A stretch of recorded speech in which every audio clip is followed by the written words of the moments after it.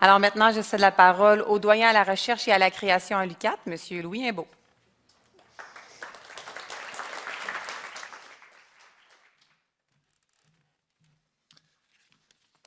Merci. Donc, vraiment, bonjour à tous et à toutes, étudiants, professeurs, partenaires. Donc, il y a toujours un bon côté à tout. Avec l'interdiction de circuler en forêt, je pense qu'il n'y a personne qui avait d'excuses aujourd'hui pour ne pas être colloque du Gréma. C'est vraiment excellent. Donc, merci quand même à tous d'être présents, même si c'est par obligation, dans certains cas. C'est toujours agréable et même très impressionnant de voir la grande communauté forestière se réunir et dans un but commun, soit l'avancement des connaissances. À l'UQAT, la recherche fondamentale et appliquée, vous le savez, ça occupe une grande part de notre sentiment de fierté. Les chercheurs et chercheuses de l'UQAT sont reconnus mondialement dans plusieurs domaines scientifiques, notamment en écologie forestière.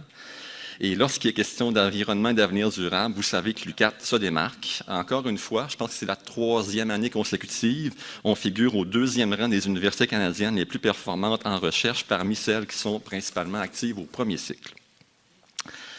Comme plusieurs d'entre vous le savent, à l'UQAT, on a mis en place une structure qui permet de mettre en valeur la recherche. Mon rôle en tant que doyen à la recherche et à la création, c'est justement, entre autres, de valoriser la recherche, de soutenir le déploiement d'activités de recherche et de développer des partenariats avec le milieu. On a une équipe qui grossit tranquillement et nous permet de mieux remplir ces mandats-là. Donc, vous comprenez qu'une journée comme aujourd'hui, où on réunit plusieurs personnes et qu'on fait de la diffusion des connaissances, mais ça coche plusieurs cases dans mon mandat.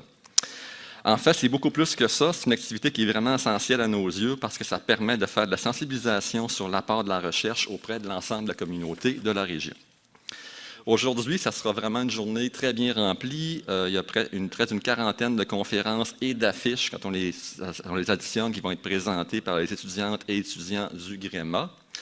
Je réitère que la vulgarisation scientifique, c'est vraiment d'une grande importance au sein d'une communauté et d'une société, surtout si on souhaite faire évoluer les pratiques dans le domaine de la foresterie. J'en profite d'ailleurs pour vous remercier très sincèrement, étudiantes et étudiantes de la relève et de demain, parce que vous contribuez, vous communiquez vos recherches qui sont réalisées dans notre université. Je vous en remercie sincèrement. Merci aussi à tous les partenaires qui travaillent conjointement avec nous, entre autres pour assurer le financement de la recherche et soutenir les chercheurs et chercheuses dont les travaux se penchent sur plusieurs enjeux importants. Donc, en terminant, permettez-moi d'abord de remercier le comité organisateur, parce que c'est vraiment beaucoup de travail. Je voyais tous les étudiants qui étaient déjà là très tôt ce matin quand on est arrivé. Donc, vous avez travaillé, vous avez passé des nombreuses heures, je vous remercie beaucoup. Vous êtes vraiment une équipe passionnée, déterminée, dynamique, comme tout le campus d'Amos. Alors, merci vraiment. Aussi, j'ai omis de mentionner la co-direction du Gréma dans mes salutations de départ parce que, comme vous le savez, le Gréma est composé de plusieurs professeurs et la direction est assurée de manière commune par 2 professeurs. Donc, ce rôle va être dynamique, comme l'est le Gréma. Alors, j'ai le plaisir de vous annoncer que comme nouveau co-directeur, en remplacement d'Annie Desrochers, qui a assuré ce rôle depuis le début du Gréma, ce sera maintenant le professeur Guillaume Grosbois qui va prendre la relève. Alors, je pense qu'on peut l'applaudir. Où est-il, Guillaume?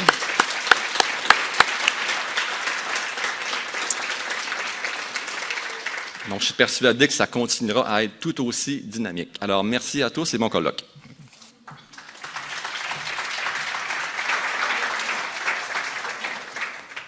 Merci beaucoup, Louis.